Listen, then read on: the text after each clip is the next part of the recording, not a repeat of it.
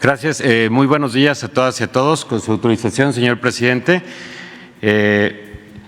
Como saben, la Procuraduría Fiscal de la Federación es la responsable de representar el interés fiscal de la Federación y presentar las querellas por defraudación fiscal y así como dar seguimiento a todos los procedimientos que se litigan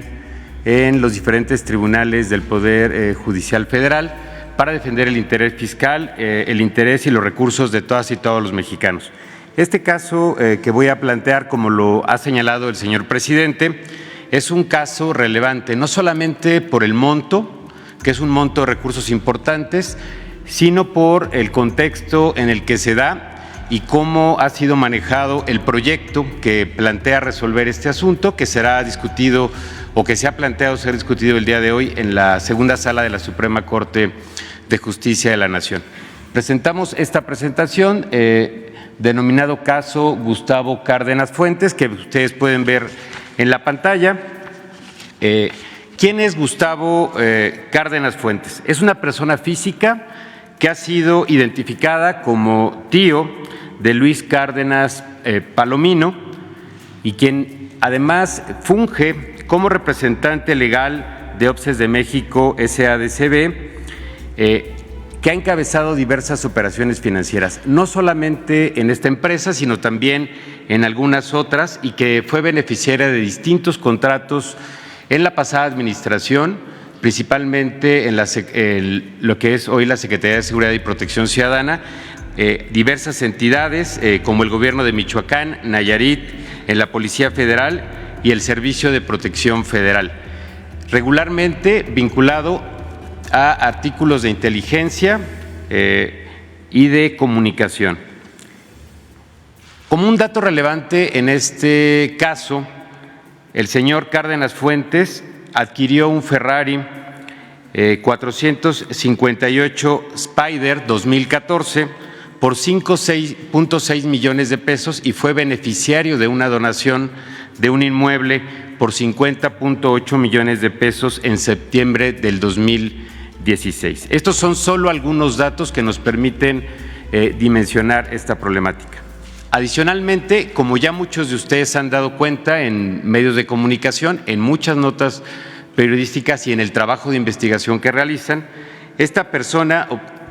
se refiere a tenido contratos o tuvo contratos en la pasada administración por más de 600 millones de pesos en distintas dependencias, además de que ha sido señalado de formar parte de la organización criminal vinculada a Cárdenas Palomino y evidentemente a Genaro García Luna, vinculados a empresas como Adamantium Private Services, provenientes de Numbac Technologies Inc., empresa utilizada, reitero, por Genaro García Luna para enviar recursos a Estados Unidos, resultante de hechos de corrupción mediante esquemas complejos de desviación de recursos públicos por montos que ya ha dado a conocer también la UIF por más de 745 millones de dólares. Adelante, por favor. Ahora, este es el contexto del asunto y vamos a hablar de lo que se dirime hoy en la Suprema Corte de Justicia de la Nación. Comentar que el SAT inició una revisión de las cuentas del señor Cárdenas Fuentes en 2016 y él interpuso un amparo para impedir que la autoridad fiscal concluyera esta visita de revisión que tiene por objeto determinar si se violó la ley o no, si se pagaron los impuestos correspondientes o no. No obstante, que el SAT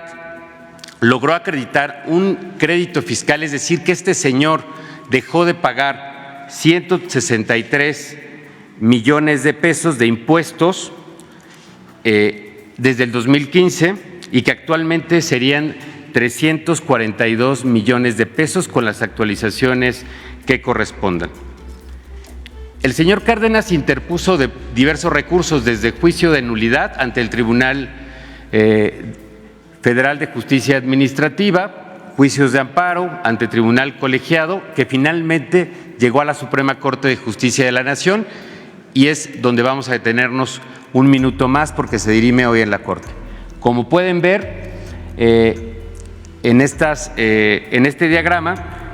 La Corte conocerá hoy de este asunto, pero antes de hoy hubo 3 proyectos en manos del ministro ponente en diversos momentos, particularmente el 10 de agosto, el 13 de octubre de este año y el 19 de abril, perdón, el 13 de octubre de 2022 y finalmente el 19 de abril del 2023.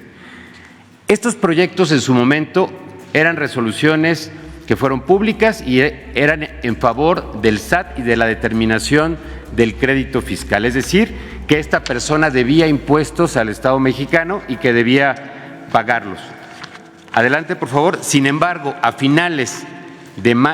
inicios de mayo de este año, el ministro ponente presentó un nuevo proyecto, pero ahora plantea conceder el amparo a Cárdenas Fuentes, cambiando el criterio sostenido previamente por la Sala, primero por su proyecto y después por la Sala, porque ha mantenido un criterio para resolver asuntos similares, lo que conduciría a que fuera exonerado por el tribunal colegiado al resolver en definitiva y evitar que esta persona pague los impuestos que corresponden a la Federación. Reiteramos, de aprobarse este criterio el día de hoy y si sumara 4 votos, se entendería que este criterio sería vinculante a todos los tribunales del país, cosa que afectaría la hacienda pública.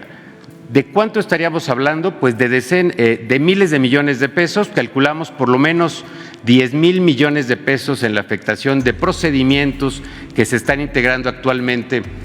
en visitas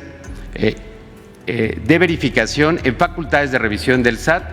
más los asuntos que actualmente se dirimen en tribunales federales. La relevancia de este caso no solamente es económica, es también por la implicación y el contexto de la persona que ha promovido que la justicia lo ampare y a quien hoy el proyecto planteado en la segunda sala pretende conceder el amparo. Esto se sumaría también a las acciones que ya ha tomado la Suprema Corte de Justicia de la Nación y el retroceso que tuvimos el año pasado respecto a las reformas penal fiscal, que consideraba la prisión preventiva oficiosa como una medida eficaz para combatir la defraudación fiscal y que fue declarada inconstitucional, obligando a la autoridad a fortalecer las acciones de investigación y de litigio y que afortunadamente han dado resultado para defender la hacienda pública. Sin embargo, hoy queremos poner este tema sobre la mesa que requiere de la atención y el conocimiento de la ciudadanía. Los recursos públicos que se dejan de percibir son recursos que no pueden ser destinados a salud, a escuelas, a alimentación o a programas de bienestar como los que encabeza y ha planteado el presidente de la República, el licenciado Andrés Manuel López Obrador. ¿Es cuánto, señor presidente? El ministro Luis María Aguilar.